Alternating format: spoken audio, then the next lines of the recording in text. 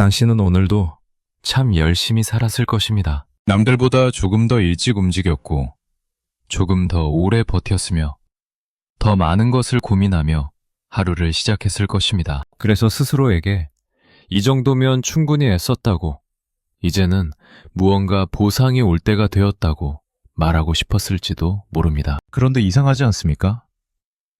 분명 이렇게까지 치열하게 사는데도 인생은 늘 비슷한 자리에 머무는 것 같습니다. 기회는 손에 잡힐 듯 하다가 스쳐 지나가고, 관계는 깊어지기 직전에 멀어지며, 돈도, 일도, 마음의 여유도 잠깐 손에 들어왔는가 싶더니 금세 모래알처럼 흘러내립니다. 사람들은 이럴 때 쉽게 말합니다. 나는 복이 없는 사람인가 보다 라고요. 하지만 오늘은 그 생각을 아주 단호하게 뒤집어야 합니다. 당신에게 복이 없는 것이 아니라 당신의 하루에 복이 머물 수 있는 자리가 없을 뿐입니다. 이것은 운의 문제가 아니고 성실함이 부족해서도 아니며 능력이 모자라서도 아닙니다. 문제는 당신의 하루가 어떤 상태로 흘러가고 있는가에 있습니다. 지금부터 할 이야기는 특별한 실패자의 이야기가 아닙니다. 오히려 아주 성실하고 책임감 있으며 누구보다 열심히 사는 사람들의 지극히 평범한 하루에 대한 이야기입니다. 아침에 눈을 뜨는 순간부터 당신의 머릿속은 이미 가득 차 있습니다. 오늘 해야 할 일, 놓치면 안 될 일정, 뒤처질까봐 생기는 불안이 한꺼번에 휘몰아칩니다. 몸은 아직 침대에 있는데 마음은 이미 하루를 끝까지 달리고 있습니다. 씻으면서도 다음 일을 생각하고, 밥을 먹으면서도 머릿속으로 계산하며, 이동하면서도 걱정합니다. 이 선택이 맞는지, 지금 쉬어도 되는지, 이 정도로 충분한지 끊임없이 스스로를 몰아붙입니다. 이 때문에 당신의 마음은 단 한 번도 지금 여기에 서 있지 못합니다. 이것이 바로 복이 머물지 않는 사람의 아주 익숙한 일상입니다. 늘 바쁘지만 늘 비어있고 계속 움직이지만 아무것도 쌓이지 않는 상태 말입니다. 왜 이런 일이 반복될까요? 복은 사람의 노력량을 보지 않기 때문입니다. 복은 그 사람이 어떤 상태로 하루를 살아내고 있는지를 봅니다. 조급한 상태로 하루를 시작하고 쫓기는 상태로 사람을 만나며 불안에 미리 반응하여 선택을 내리는 순간 아무리 좋은 운도 잠시 머물다 떠날 수밖에 없습니다. 그 자리가 너무 소란스럽고 불안하기 때문입니다. 복은 편안하지 않은 곳에 오래 머물지 않습니다. 당신의 하루를 잘 들여다보십시오. 하나의 일을 하면서도 다음 일을 생각하고 지금의 성과를 보면서도 다음 걱정을 준비하기 때문에 하루 전체가 항상 미완성 상태로 흘러갑니다. 완전히 머문 적이 없기에 어떤 일도 어떤 관계도 깊어지지 않고 결과는 늘 얕게 남을 뿐입니다. 복이 머물기 위해 필요한 것은 대단한 능력이나 특별한 자격이 아닙니다. 그저 잠시라도 지금 이 자리에 온전히 서 있는 상태입니다. 하지만 우리는 멈추는 것을 게으름이라 배웠고 쉬는 것을 뒤처짐이라 느끼며 지금에 머무는 순간 미래를 포기하는 것처럼 착각합니다. 그래서 우리는 계속 앞당겨 삽니다. 아직 오지 않은 문제를 오늘의 문제처럼 다루고 아직 벌어지지 않은 상황에 미리 감정을 쏟아붓습니다. 이렇게 하루를 살면 일상은 늘 소음으로 가득 차고 복이 조용히 비집고 들어올 틈은 점점 사라집니다. 복은 문 앞까지 왔다가도 아무 말 없이 돌아서고 우리는 또다시 왜 이렇게 열심히 사는데도 남는 게 없을까 하는 질문을 반복합니다. 그때 대부분의 사람은 더 열심히 살기 시작합니다. 더 빨리 움직이고 더 많이 고민하며 더 강하게 자신을 몰아붙입니다. 하지만 상태가 바뀌지 않으면 결과도 바뀌지 않습니다. 오히려 복이 머물 자리는 점점 더 사라질 뿐입니다. 이제 이 일상을 만드는 구체적인 마음의 상태를 들여다보아야 합니다. 당신의 하루를 점령하고 복을 밀어내고 있는 세 가지 독소. 조급함, 계산, 그리고 비교가 어떻게 당신의 삶을 무너뜨리고 있는지 그 실체를 마주할 시간입니다. 이제 이 시간에는 복이 머물지 못하게 만드는 마음의 상태를 하나씩 들여다본다. 복이 없는 사람은 따로 있는 게 아니라 복이 오래 머물 수 없는 상태가 반복되고 있을 뿐이며 그 상태는 대부분 조급함과 계산과 비교라는 세 가지 얼굴로 나타난다. 먼저 조급함부터 보자. 조급한 사람은 항상 늦었다고 느끼며 지금 시작해도 이미 뒤처진 것 같고 잠시 멈추기라도 하면 모든 걸 놓칠 것 같은 불안 속에서 하루를 시작하고 끝내기 때문에 마음은 늘 지금보다 앞에 가 있고 지금 하고 있는 일은 언제나 다음 결과로 가기 위한 통로처럼 취급된다. 이렇게 지금을 통로로만 쓰는 상태에서는 어떤 일도, 어떤 관계도, 어떤 기회도 깊어질 수 없는데 왜냐하면 통로에는 아무것도 머물지 못하기 때문이다.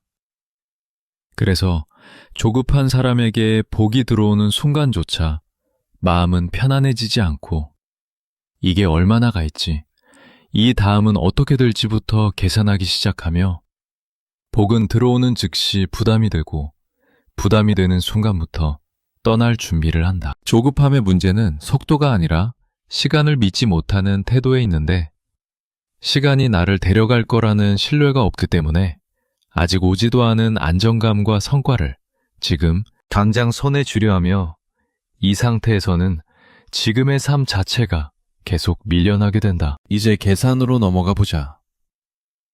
계산이 많은 사람은 스스로를 현실적이라고 생각하지만 실제로 계산은 현실을 직시하는 태도가 아니라 불안을 체계화하는 방식에 가깝고 모든 선택과 관계와 상황에 조건을 달기 시작하는 순간 삶은 언제나 가설 위에 놓이게 된다. 가설 위에 서 있는 사람은 그 자리에 서 있지 않다.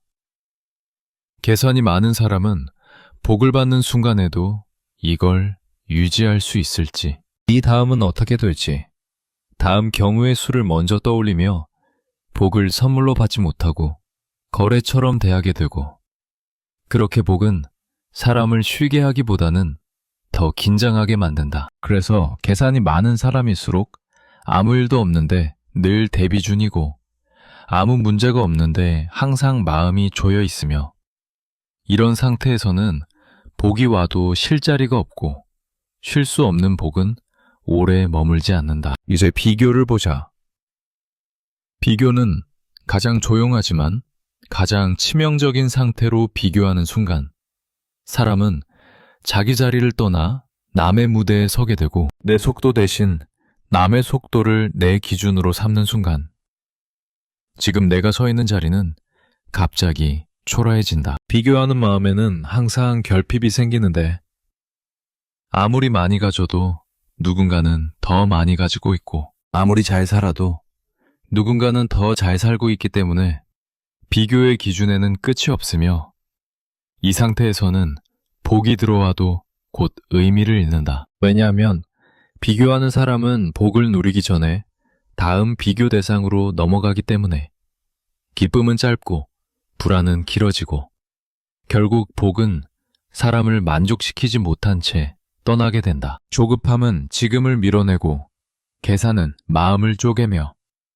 비교는 자리를 무너뜨리는데 이 세 가지 상태가 한 사람 안에서 동시에 작동하면 삶은 늘 흔들리는 상태가 되고 흔들리는 자리에는 어떤 것도 뿌리내리지 못한다. 그래서 더 열심히 살수록 더 바빠질수록 이상하게 남는 것은 없고 이건 노력의 문제가 아니라 받는 태도의 문제라는 사실을 이제는 부정하기 어렵다. 불교에서 말하는 복은 소유가 아니라 관계에 가깝고 잡는 것이 아니라 머무는 것이며 머무르기 위해서는 조급하지 않은 자리, 계산하지 않는 자리, 비교하지 않는 자리가 필요하다. 중요한 것은 이 상태들을 없애려 하지 말라는 점인데 조급함과 계산과 비교는 제거해야 할 결함이 아니라 지금 내 마음이 지금에 있지 않다는 신호이며 이 신호를 보지 못하면 형태만 바꿔 계속 돌아온다. 그래서 이제 마지막으로 물어야 할 질문이 남는다. 우리는 왜 이렇게까지 애쓰면서도 끝내 지금에 서 있지 못하는가? 이 질문을 피하면 아무것도 바뀌지 않고 이 질문을 마주하는 순간부터 비로소 삶은 다른 방향으로 움직이기 시작한다. 이제 그 이유를 이어서 본다. 이제 마지막으로 남은 질문은 이것이다. 우리는 왜 이렇게까지 애쓰면서도 왜 끝내 지금 이 자리에 서 있지 못하는가? 왜 멈추면 불안해지고 왜 서 있으면 뒤처지는 것처럼 느껴지며 왜 선택을 해놓고도 그 선택 위에 마음을 내려놓지 못하는가? 우리는 흔히 이걸 의지의 문제라고 생각하지만 실제로는 그렇지 않다. 지금에 서 있지 못하는 이유는 의지가 약해서가 아니라 멈추는 순간 모든 게 무너질 것 같다는 두려움 때문이며 가만히 있으면 가치가 사라질 것 같고 잠시 멈추면 기회가 도망갈 것 같고 서 있기만 하면 인생이 멈춰버릴 것 같다는 착각 때문이다. 그래서 우리는 끊임없이 움직이고 계산하고 다음을 준비하지만 그 움직임이 정말 삶을 전진시키고 있는지에 대해서는 아무도 묻지 않는다. 움직이고 있다는 감각이 살아있다는 착각을 만들어주기 때문이다. 지금에 서 있지 못하는 사람의 가장 분명한 특징은 선택을 해놓고도 그 선택을 끝까지 신뢰하지 못한다는 점인데 길을 정해놓고도 계속 다른 길을 상상하고 결정을 내려놓고도 더 나은 선택이 있었을지 끝없이 되묻기 때문에 마음은 항상 반쯤 떠있고 지금 하고 있는 일조차 온전히 자기 것이 되지 못한다. 이 상태에서 사람은 늘 흔들린다. 잘 가고 있어도 불안하고 틀린 길이 아닌데도 확신이 없으며 아무 문제가 없는데도 계속 확인하고 싶어지는데 그 이유는 단 하나, 중심이 없기 때문이다. 중심이 없는 삶은 큰 실패 없이도 사람을 빠르게 소모시킨다. 이유 없이 지치고 이유 없이 무기력해지며 삶의 밀도는 점점 얇아지고 하루는 흘러가는데 인생은 쌓이지 않는다. 사람들은 이 상태를 신중함이라고 부르고 가능성을 열어두는 태도라고 말하지만 실제로는 자기 자리에 서지 않겠다는 선택이며 모든 가능성을 붙잡은 채 어느 하나에도 몸을 싣지 않겠다는 태도다. 불교에서 말하는 방황은 길을 모르는 상태가 아니라 너무 많은 길을 동시에 끌어안고 어느 하나에도 서지 않는 상태이며 그래서 방황은 자유가 아니라 분열이다. 분열된 마음은 에너지를 흐트리고 그래서 열심히 사는데도 결과는 얇고 오래 애썼는데도 손에 남는 것은 없으며 이때 사람은 점점 자기 자신을 믿지 못하게 된다. 결정을 해도 맞는지 모르겠고 선택을 해도 확신이 없으며 그래서 더 큰 선택을 피하게 되고 그 결과 삶은 점점 작아지며 가능성은 줄어들고 관계는 얕아지고 익숙한 것만 반복하게 된다. 여기서 분명히 해야 할 사실 하나가 있다.